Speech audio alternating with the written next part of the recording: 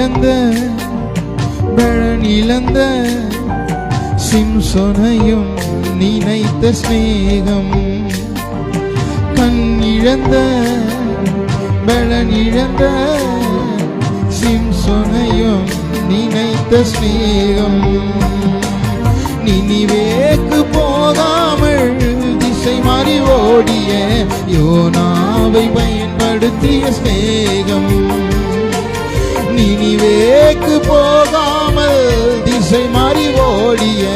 யோனாவை பயன்படுத்திய ஸ்நேகம், அது மேலான ஸ்நேகம் எங்கள் இயேசுவின் ஸ்நேகம், அது மேலான ஸ்நேகம்